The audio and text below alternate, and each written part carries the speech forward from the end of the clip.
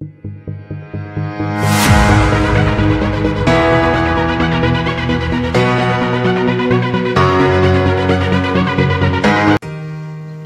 Chicken అండి. మనము ఒక కేజీ చికెన్ తీసుకున్నాము, అంటే కేజీ 9.5. సాల్ట్ తగినంత తీసుకోవాలండి, మన కర్రీకి సరిపడంత, టేస్టీకి తగ్గట్టు సాల్ట్ తీసుకోవాలి. అలాగే వచ్చేసి ఇది మిర్చి పౌడర్ అండి. మిర్చి పౌడర్ మనం కాస్తంత తీసుకోవాలి, 1 టేబుల్ స్పూన్. ఓకే, ఇది వచ్చేసి ధనియాలండి, వేయించుకోవాలి నల్లగా మాయేంత వరకు. ఇది బిర్యానీ ఆకు, ఓకేనా. ఇది వచ్చేసి సాజీరా, లవంగ, దాల్చిన చెక్క, ఇలాచి అండి. ఇది మిరియాలు, 2 నిమ్మకాయలు తీసుకోవాలి.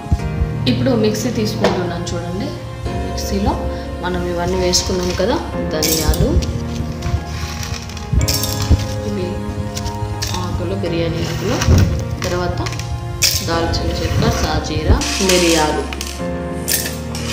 కూడా తీసుకొని మిక్సీలో వేసుకోవాలి. ఇప్పుడు ఈ మిక్సీలో వేసుకున్నాం కదండి, తీసి ఇప్పుడు పెట్టేసుకొని ఒకసారి చేసిన కదా స్టవ్ వెలిగించుకోవాలి. ఓకేనా,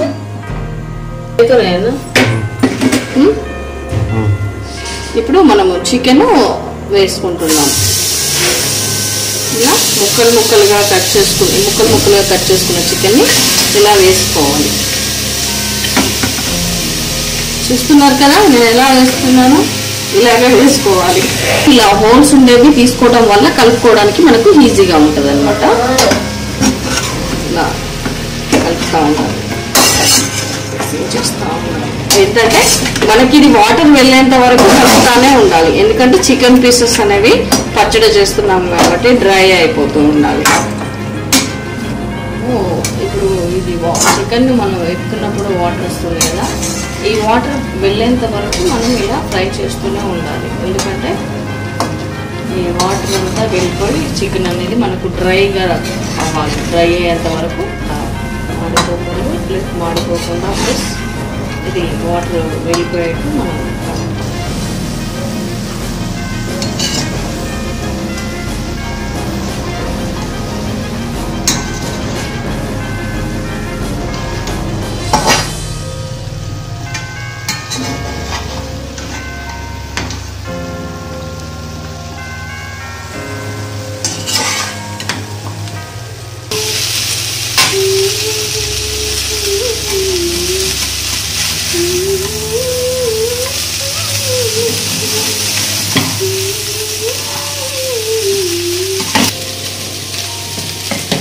కొంచెం ఆయిల్ తీసుకోవాలండి. అంటే 1 or 2 టేబుల్ స్పూన్స్, అంటే అట్లీస్ట్ 3 టేబుల్ స్పూన్స్ కైనా పర్లేదు, అంత ఆయిల్ మనం తీసుకొని ఇలా వేసుకోవాలి.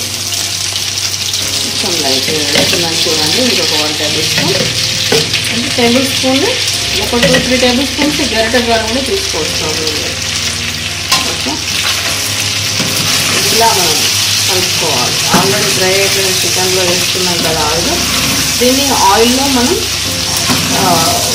ఫ్రై చేసుకోవాలి.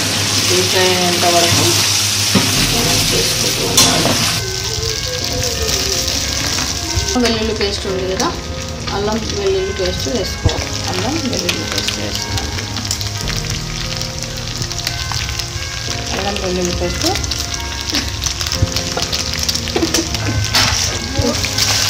అల్లం వెల్లుల్లి పేస్ట్ వేసుకున్నాం కదా, మంచిగా ఆయిల్లో అన్నింటికి మిక్స్ అయ్యేలాగా మనం కలుపుకోవాలి.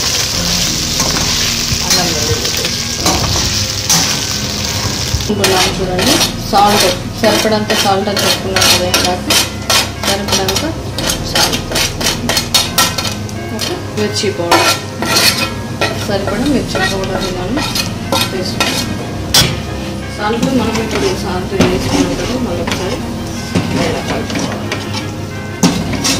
ఇందాక అల్లం పేస్ట్ అవన్నీ వేసి మనం ఫ్రై చేసుకున్నాం కదా, ఇప్పుడు మనం మిర్చి పౌడర్ సరిపడా సాల్ట్ వేసుకొని